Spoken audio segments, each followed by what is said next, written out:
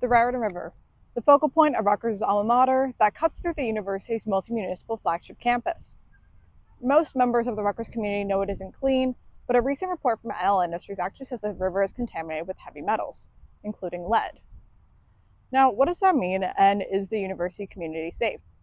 The Daily Targum spoke with Richard Lathrop, a professor in the Department of Ecology, Evolution, and Natural Resources and co-director of the Sustainable Raritan River Initiative, to find out what this report means for the university community and for the river's history.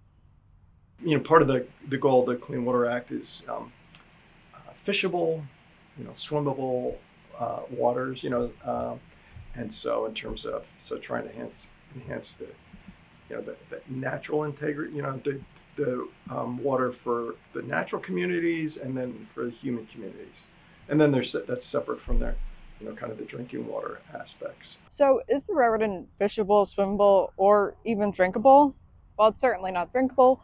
Lathrop says the degree to which it's fishable or swimmable actually depends on several factors, including recent weather events and the degree of water consumption. A large source of pollution in the river, he says, is actually environmental phenomena, such as heavy rainfall or hurricanes that can drag animal feces and other contaminants into the water. But he says recreational water activities are largely safe. Lathrop participates in some himself. I paddle on the river and kind of recreate, and so in most cases I'm not really concerned about the water quality itself, because again, I'm not drinking it, but there may be people with particular health issues that or young children that might be a little bit more sensitive to that.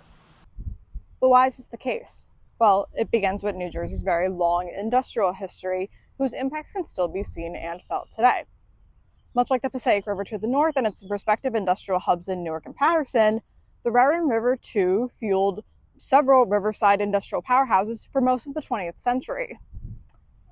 Among them included the National Lead Company, now known as NL Industries, which produced its most popular lead-based product, Dutch Boy paints, in Perth Amboy and Sayreville. While the company operated for more than 50 years in the area, it was later forced to pay out several millions in a years-long cleanup effort.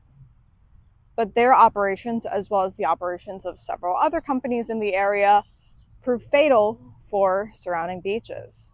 I remember as a kid, growing up in New Jersey, driving to Jersey Shore, you take the Garden State Parkway, north to south, back in the 1960s, and you see the Dutch Boy paint. And so that was there on the west side of the parkway. For years now, it's been a redevelopment site. So now if you drive down there, you just see acres and acres of basically fill and heavy machinery. Since the Clean Water Act of 1972 was passed, Lathrop says things have gotten better.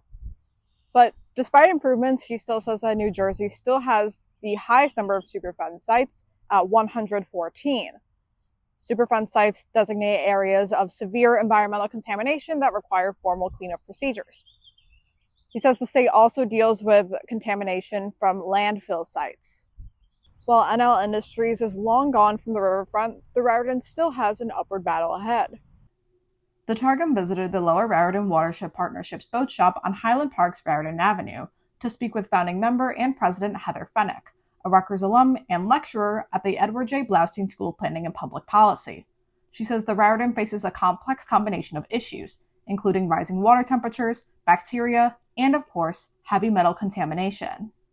We would like to see better modeling by the DEP of the pollutant flows in the Raritan River and in the Raritan watershed to have a better understanding of what happens when all of those pollutants mix.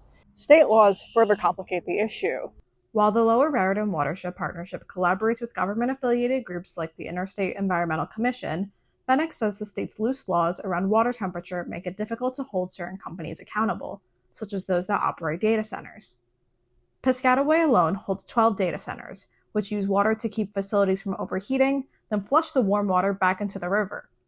Fennick says this activity is legal because the state does not enforce standards pertaining to water temperature. I mean, boy, does it cost a lot, and in terms of energy resources to run ChatGPT and artificial intelligence, and to be mining for Bitcoin. All of that is incredibly resource intensive, and those data centers are doing the processing of that activity. While the state government does extensive work on New Jersey's beaches, Fenwick says the river and the communities that interact with it for recreational purposes go largely unaddressed, necessitating efforts to better track these waters. The Lower Raritan Watershed Partnership formed with that in mind to start filling a gap around data, water quality data, that was not being addressed by our state health departments necessarily, by our county health departments, or by our municipal health departments. Following the release of the report by NL Industries, longtime Representative Frank Pallone and New Jersey Assembly Speaker Craig Coughlin put out a call for more thorough testing. In a joint statement, Coughlin and Pallone, who is the ranking member of the House Energy and Commerce Committee, claimed that the river can be more than 15 feet deep, dwarfing NL Industries' 6-inch to 2-foot testing range. Pallone and Coughlin wrote to NL Industries CEO Courtney Riley saying, quote, "Dismissing the results as typical for an urban river does not relieve your company of responsibility, especially given NL Industries' well-documented history of environmental violations across New Jersey." Now, the Lower Raritan Watershed Partnership and the Sustainable Raritan River Initiative both engage in research within standards established by the U.S. Environmental Protection Agency, sharing their findings across local, state, and federal groups.